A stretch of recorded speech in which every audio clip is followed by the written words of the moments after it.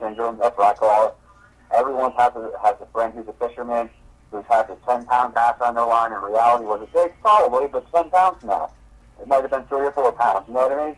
Yeah. That's what I call it. It's not like they're lying to you intentionally. It's not even like, it's perfectly done. It's just an exaggeration. That's true. That very, very true. There's a big exaggeration. I will say this, though. That Halloween party I did go to last year, one of the people that was operating that board, I had a heart attack about 2 or 3 days later. I kind of thought maybe there's a connection there. This person was in perfectly good health, didn't drink, didn't smoke really. So I thought, maybe something attached to them. After all, they were being very rude on the board, and I just was like going, don't get me, I don't want to go anywhere near it. Nope, it's okay, I will pass. But it's just my strange suspicion, And there's nothing wrong with that. Nothing wrong with that at all. I mean, again, a lot of people out there that are freaked out over it, they don't like it. Always try to tell them the actual facts about it. When everyone was a teenager, well, not everyone, but, damn near the whole country, when they were a teenager, they played with Ouija boards. You're only getting about 10% of the stories coming up bad. You know what I mean? That's true. There's half-truths and a lot of fiction involved in it, too, just to make a story sound better. Yeah. Yeah, I've got no problems with them. I don't use them personally. It's a waste of time, if you want my honest opinion. But I have been experimenting with them. Not, going out on investigations, and I'm actually trying to, get to the facts about the particular board. And so far, it's not looking good for them to be in any kind of portal or any kind of, gateway to hell. I haven't gotten any evidence to suggest that at all. So, hopefully I might get one. You might get one? Hopefully I'll get one test that goes in the bad way, and I can say, all right, it can be bad, but it hasn't happened yet. So maybe we all have to go see that movie that's coming out, the Ouija board movie. That looks good. I want to go see that. Looks good. I wouldn't mind checking that one out. That does look interesting. It does look interesting. I'm game for that. I like that movie. It looks like an interesting movie. But yeah, I hear you on the Ouija board thing. It's like the tarots when I do. That's why I stick with the tarot cards. I stick with what I know and what I've used for a long time. And I admit, last week when I was doing tarots on air, because we live in a religious world. And when I go out to certain events where, I set up a booth with someone and I'm doing a tarot reading on someone, I have a lot of people that freak out with my cards because my cards are Wiccan cards. They're the tarot cards of the witches, and there's a big-ass pentagram on them. And you get someone who's extremely religious going, oh my God, she's evil. No. You still there, Jason? Yeah, I said it does freak me out pretty good. It does, and I kind of giggle at first at it because, it's just showing their ignorance. Because when you really think about it, each corner of the pentagram represents an element: earth, air, water, fire, and the top one being spirit. That could be any spirit. That could be your God, someone's God, this God, that God. It's just spirit. Spirit in its positive light. But we live in a world where people, even with the Ouija board, I've heard people go, no, burn that thing, they say. Burn it. And I've heard that's the worst thing. It's arrogance. You're right. And I've heard the worst thing to do is burn a Ouija board. Have you heard that one? I hear a lot of people, they say, oh, I burnt it, and these voices came out, and I'm like, bullshit. Well, they must have took some acid. It's like I said, it's a tool. That's all it is. It was created by man, not God. It was created by man, not any kind of other spirit. It was created by man.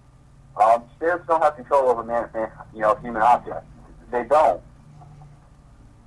That's true. And, in the line of work that I do with astrology, I always tell people that your subconscious mind is so powerful that people can actually psych themselves themselves into seeing or thinking they've seen or believing what they're seeing or hearing, and in reality, it's not really happening.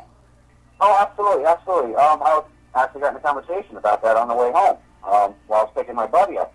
He had an experience. He said he bought an air conditioner. Well, he had an air conditioning given to him, and it was loud, and he was listening to this all night, and he was hearing all kinds of voices coming from it. And I said, that's probably your mind, you know what I mean? Because the human capabilities, it's strange. It really is strange. It likes patterns, and it likes what it knows. So if it hears a lot of noise for a period of time, you know, for example, if you're listening to, static over and over, like, one of the Shack Hacks or French Spots or the SP7 or whatever the case is, if you listen to it long enough, or white noise better yet, if you listen to it long enough, your voice is going to start to hear voices in it. Not because there's voices in it, but because it's trying to make sense out of the noise that's there. It's trying to create a pattern. And the human mind commonly knows, human voices. That's what it knows. That's the pattern that it's comfortable with. So it automatically starts, making that out of that particular noise. And the same thing goes with your sight. The same thing goes with, your touch and all of your other senses. If it feels something long enough, it'll start to try to make sense out of it one way or another. Your brain does that without you even thinking about it, without you even knowing. It starts to do that, and that's what a lot of people are experiencing. That's true. The mind is very powerful, and it can either work with you or against you, depending on how you use it. Absolutely. So, you definitely got to be careful when you're out there investigating and pay attention to those little things. And it's even kind of funny because a lot of people, they will put on, a white noise machine or whatever, and they'll start to hear voices while they're there. But then they listen to the recorders and they can't hear. It's like, well, my recorder didn't pick it up because it wasn't there, you fucking idiot. It wasn't there. Yeah, that's very, very true. I have to admit, a couple of years ago, I went on the USS Hornet. This is they call it the ghost ship. It's in Alameda Bay here in San Francisco. And this is the World War II ship that's had a lot of tragedy. And there was a paranormal investigation going on one side of the ship. But at the other end of the ship was a heavy metal concert going on. So you had some interesting energy going on there. You had all these heavy metal bands, Exodus. Nice. The guy, Chuck Billy from Testament, had created the event, and all the proceeds went to some Indian reservation, which we made a lot of money that night. It was a big event, but I ended up going on the other side to the investigation, and people were asking stupid questions, and I was sitting there, I'm kind of one of those people that sits out towards the back part. I don't sit right in the crowd. I'm on the outskirts of the group. And I'm in my head going, oh, this is just such bullshit. And about 30 seconds after I said that, because people were trying to, they had the EVPs there, and people were trying to make contact, something tugged on my leather jacket. And I looked around, and nobody was behind me, and I'm going, oh, crap, they're reading my mind now? Because I said it was bullshit.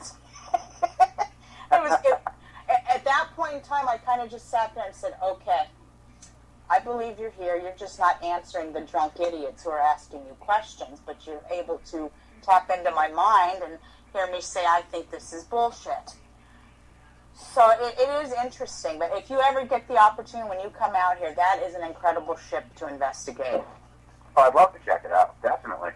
It's awesome. In fact, I want to go back, and I plan on they have their own paranormal team aboard that ship, and you could do sleepovers, and some guy had done a sleepover there, and he got stuck in one of the bunks that the guy that had lived on the ship haunts on a regular basis along with other spirits, but because this guy was a Navy man, the spirit wasn't having any of it, but once he said permission to come aboard, do I have permission to come aboard, the spirit didn't mess with him anymore. It was almost like he had to have permission from the spirits to come aboard because he was wearing his hat. You know how the old veterans have their hat, the USS this or the USS that, certain ships. he actually was wearing that hat during the investigation, and just something triggered one of the spirits to pick on him.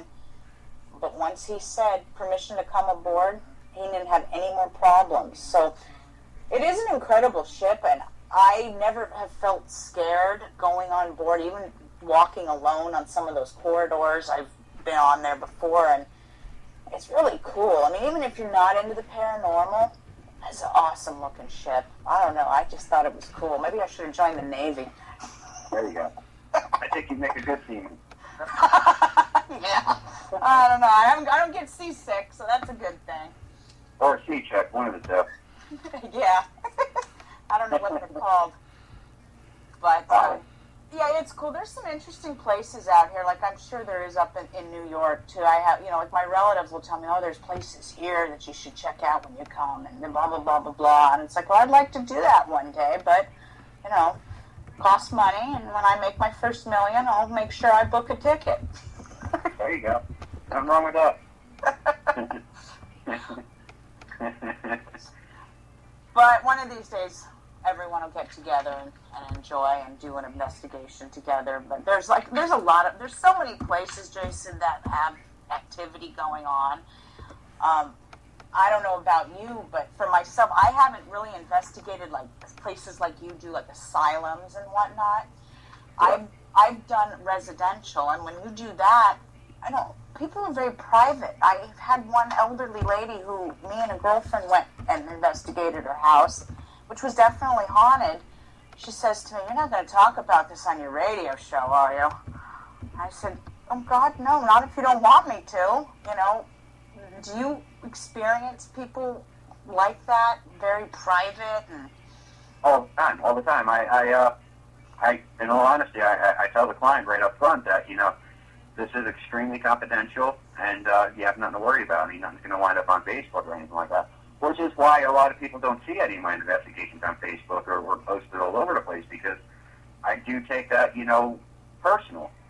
I have a lot of respect for, my clients, and I have a lot of respect for the people that are around them. So, I mean, if they don't want it out there, I'm not going to, because, yeah, they do tend to feel self-conscious over the whole idea that their house might be haunted. They're afraid of what their neighbors might say, or there's some jobs out there that, will probably tell you, you got to take a month off and get psychiatric help and all this, so forth and so on, if they were to see crap like that. So, yeah, I do take confidentiality extremely personal, personal.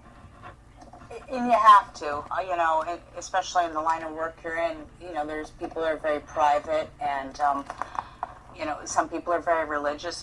The one elderly lady I was just talking about, her house was up for sale, and I said, "Don't you just want to let this go and let the new owners deal with it?" And she said, "Well, I've lived here 25 years, and I want to get to the bottom of what's going on and just kind of get some closure." And I told her, I said, "You're not going to hear me say anything. I'm not posting this. This is completely private." But I said, "You would be surprised how many people would buy a haunted house, how your property value might go up instead of down, depending on the type of clientele you get." What's that guy's name? Jason, the guy that does the show, that does investigations. My kids watch him all the time. He's the investigator. Oh, God. Baggins? What's his name? Zach? Zach Baggins. My kids watch his show a lot, and I watch it sometimes. But he just bought a house somewhere in the Midwest. They call it the Portal to Hell. Have you heard this? I have heard that. I read some of the stories. I don't know why he bought it personally.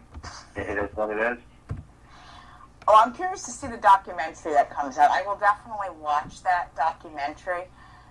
But the experiences that I've read online about this house somewhere in the Midwest somewhere, I don't know why he spent $135,000 on it. That's such a waste of money, because what are you going to do with the house when you're done? You can't resell it. I guarantee exactly what it is. It's just a sales gimmick that he's going to wind up using. He's going to open it up, charge $5,000 for a night for investigators to go in there,